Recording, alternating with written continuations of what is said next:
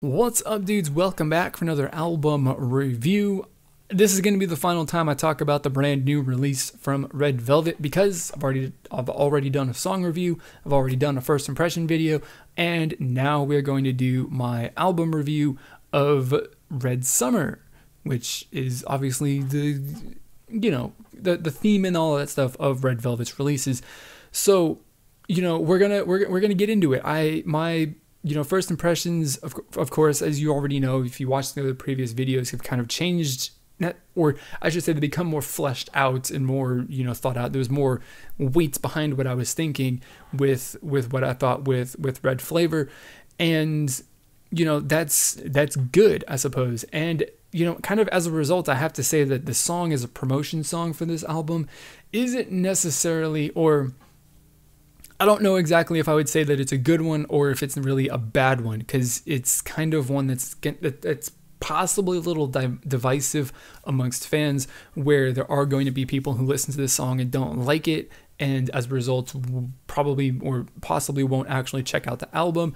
And then there are people who will really, really like it and will then go and check out the album. Of course, the promotion song, which is Red Flavor in this case, is really supposed to be the song that sells the album to people, gets them interested to listen to the other tracks on this album.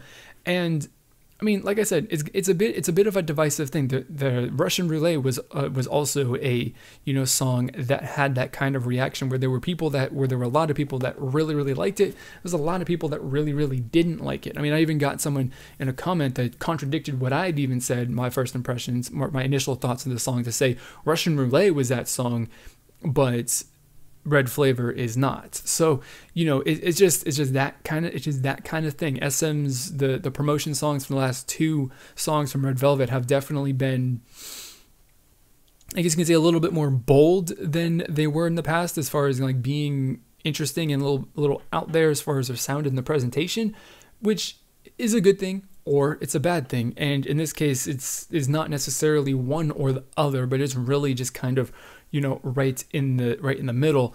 As far as just the development of the group, or what Red Summer, I suppose, kind of signifies or marks as the development of this group, is that it's a little bit of an adjustment. It's still very, very similar to a lot of their other stuff, the previous releases. A lot of their music is very much based on some sort of synth pop kind of thing, right? That's just kind of the foundation.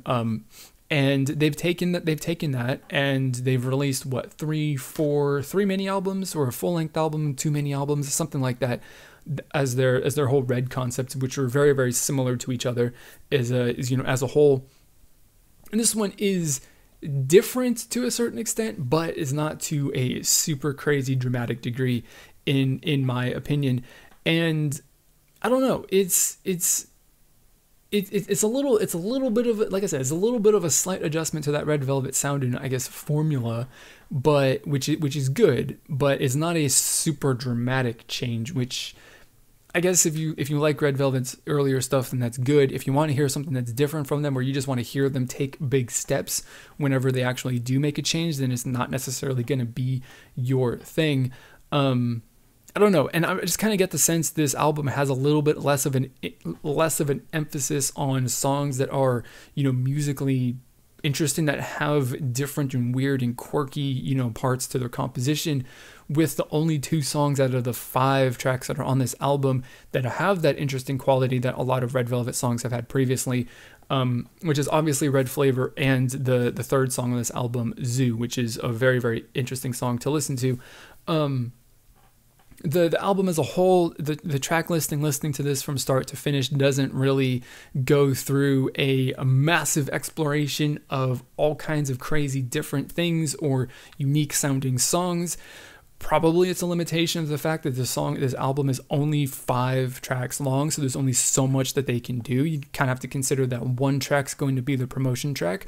And if they're following kind of like that standard formula for a K-pop song, the last one's going to be a ballad song, which they actually do in this case. And the 3 tracks you've got in the middle are really what you have to kind of play around with, doing other interesting things. And, you know, Red Flavor and Zoo, you know, those two songs that I mentioned previously as being the most musically interesting songs on this album, You Better Know and Mojito are the two least interesting songs on this album.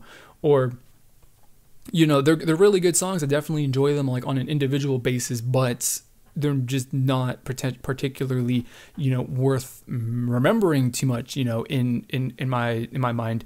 And then, you know, Hear the Sea, the final song, which is their ballad song, is like, I guess it's a ballad song with a little bit of that synth pop Red Velvet, or that Red Velvet synth pop flair to it a little bit. So they kind of took that and made it their own, which makes it interesting. But at the same time, you know, the ballad songs, depending on if that's your thing or not, is kind of boring. Sometimes it's super exciting. I don't know. It's kind of, those are kind of hit and miss with me particularly, because the ballad songs aren't really what gets me super amped up or excited. But at the same time, like, it's actually a really pretty decent song. I really actually like listening to it. It's a really good way to end the album too, and it ties in very, very nicely with the entire theme of this album. You know, and Red Velvet as a group has always been releasing music that, you know, like I said, even though it's kind of based in, you know, the synth pop genre or whatever, you know, EDM, whatever you want to call it, that their music is kind of based on, especially the red stuff. They're, you know, they've been bringing some elements composition quirks and kind of stuff like that to make their music stand out, whether it's, you know, audibly through the audio of the song, right, the way that it's composed, the way that it's presented, the vocals and all this kind of sort of stuff, or of course visually, which is probably the most easily recognizable way that sets them apart. But the visual doesn't really apply for an album because you don't get the visual for the 4 other songs on this album. So like, it's different from a lot of other stuff, but at the same time, there are songs that are more closer to what people would normally listen to, and what just kind of is, I would kind of consider to be generic and not particularly, you know, particularly memorable. And I say that this album specifically has a 50-50 split. I know I know that it's an odd number, so you can't really have a 50-50 split, but I'll explain that. 50-50 split between songs that are worth remembering and are going to be something that people will kind of like, will stick in people's minds for a relatively long time, and songs that will not. Of course, it all kind of depends on your taste, and this is all really my personal opinion, but I do think that Red Flavor and Zoo are the two most noteworthy songs on this album, the two songs that are the most musically interesting and are going to be the things that people, like, if you bring up the Red Summer, these are going to be the two songs that people, you know, recall quickly, versus both Mojito and You Better Know as the two songs that are closer towards the middle of like being a relatively generic synth pop K-pop song. And they're good songs in and of themselves, but they're not really the most remarkable or memorable songs that I've ever heard in my life, in my opinion. And then here's where I kind of explain what I'm talking about how this is a 50-50 split, because I honestly would put Hear the Sea on either side of this, because one, it's not the most exciting ballad song that I've ever heard in my life, but at the same time, the way that they kind of took that ballad genre and then fit it into the synth pop sound, or the electronic based sound that Red Velvet has, is very, very nice. We're seeing a lot more of this with K-pop albums also, where you take the typical just sound and style of a ballad song that you know every single K-pop album finishes with, and a lot of other groups have been taking it and twisting it into a different sort of genre and fitting it to be not necessarily a ballad, but a song that's more based on vocals and puts the vocals, you know, at the forefront, and, you know, putting it into a different genre of music instead of just the typical stereotypical K-pop ballad song, which is good, and that's kind of really why I like this. That's why I put this on both sides of that fence, because, you know, musically it's not really the most interesting song that I've ever heard in my life, especially ballad songs, but at the same time, it is an interesting ballad song because it's kind of different from what you would normally we've normally come to expect from listening to K-pop albums, especially if you're a relatively decently long time fan of K-pop, so you would kind of know. You know, and with all of that being said, right, my final score, and we'll have a score, hopefully, if I actually have the time or if I care, put down a score breakdown of how I even got this score based off of the different, you know, things that I'm looking at and focusing on.